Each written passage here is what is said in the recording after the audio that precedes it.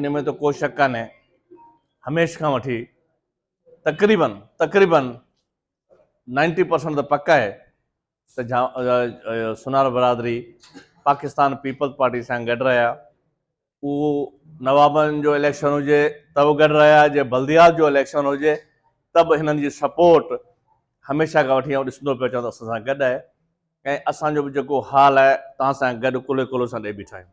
Time बि घटि आहे छो त मोटरसाइकिल ते वर्क आहे, बिरादरी वाइज़ हुते पुॼूं, इन करे मोटरसाइकिल ते नबेड़ो वधीक थिए थो त घर घर वञी पैगाम पुॼायो।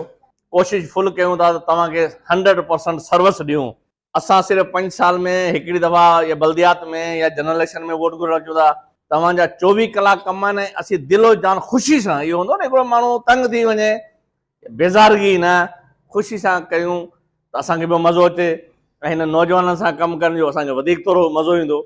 रिक्वेस्ट असांजी आहे, इन करे जे दोस्त असांजा ॿार आहिनि जेको सिटी खां आउट ऑफ सिटी हुजनि, हुननि खे कॉल करे घुरायो 17 तारीख़ ते हिकिड़ी दफ़ा हू हिते अचनि त असीं नवाब फैमिली खे जेको असांजी वालदा बीठी आहे, असीं इहो पैगाम ॾेई सघूं त असां कुंडरी जी आवाम जेको तव्हांजो घरु आहे हुतां मूंखे 100% रिज़ल्ट मिलियो ऐं असांखे मुखालिफ़ खे 100% ज़ीरो मिलियो।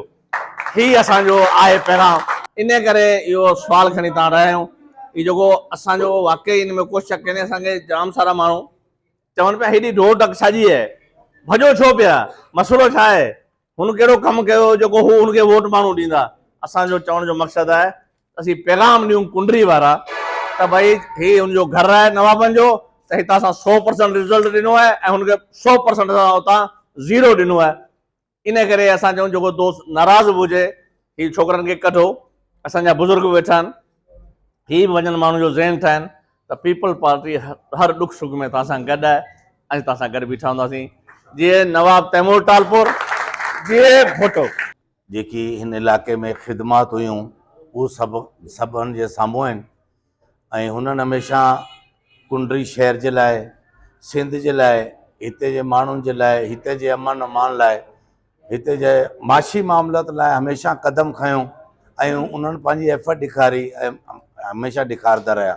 हुननि जे नक्शे क़दम ते हलंदे नवाब तैमूर बि माशाल्लाह सभु दोस्तनि खे यकजा कयो, सभु दोस्तनि खे गॾु कयो, हर कम्यूनिटी खे गॾु कयो ऐं पाकिस्तान पीपल्स पार्टी जो फर्दन इनफरादी तौर ते डोर टू डोर पैगाम पुॼायो।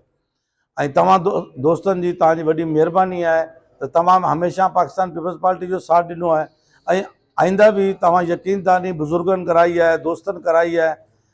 असांखे उमेदु आहे त इनशाला वज़ बि दोस्त गॾु थींदा। ऐं यूथ जे पंहिंजा जेका दोस्त आहिनि मुंहिंजा, हिननि सभिनि खे चवंदुसि, सुन्यारा बिरादरी जे यूथ खे बि चवंदुसि त तव्हां सोशल मीडिया ते बि इहो पैगाम नवाब तैमूर साहिब जो, पाकिस्तान पीपल्स पार्टी जो हर माण्हू सां माना शेयर करियो ऐं पाकिस्तान पीपल्स पार्टी जो साथ ॾियो, पाकिस्तान पीपल्स पार्टी खे वोट ॾियो ऐं हुन जा वर्कर थी पोलिंगनि ते वञो ऐं डोर टू डोर वञो ऐं डोर टू डोर वञी हुननि खे इहो मैसेज पुॼायो, पाकिस्तान पीपल्स पार्टी खे कामयाबु करायो, नवाब तैमूर खे कामयाबु करायो ऐं पाकिस्तान पीपल्स कुंडरी जे चेयरमैन हाजी शकील बाजवा खे माना कामयाबु करायो। इहो ई असांजी अर्ज़ु आहे, इन करे तव्हां वटि आया आहियूं।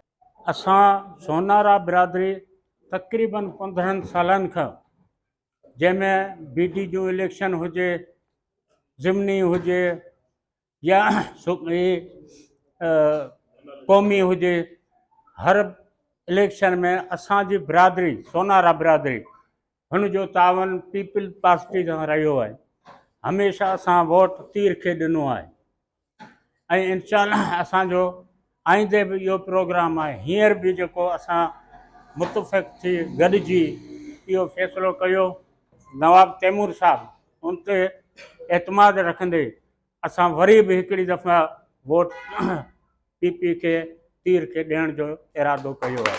त सोनारो जेको बि हिते रहूं था असीं सोनारा बिरादरी टोटल हिते मौजूदु आहिनि।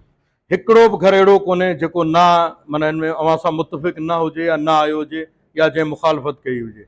इन करे तव्हांखे अॻे बि असां ते यकीन हो ऐं वरी बि यकीन रखणु घुरिजे त सोनारा जेके आहिनि मुकमिल तरह अॻे बि तव्हां सां गॾु आहे, वरी बि तव्हां सां गॾु आहिनि ऐं हमेशह तव्हां सां गॾु रहंदा।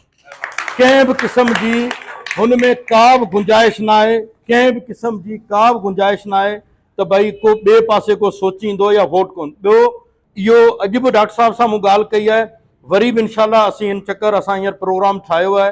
पप्पू भाई असांखे चयो आहे त असीं छोकिरनि पंहिंजूं जूं टीमूं ठाहींदासीं हर वार्ड में, त भई हर घर मां भई हिन घर में इहा वोट अञा रहे थो, उहो वोट वञी असीं 100% वोट कराइण जी कोशिशि कंदासीं ऐं वोट कराईंदासीं इनशाला।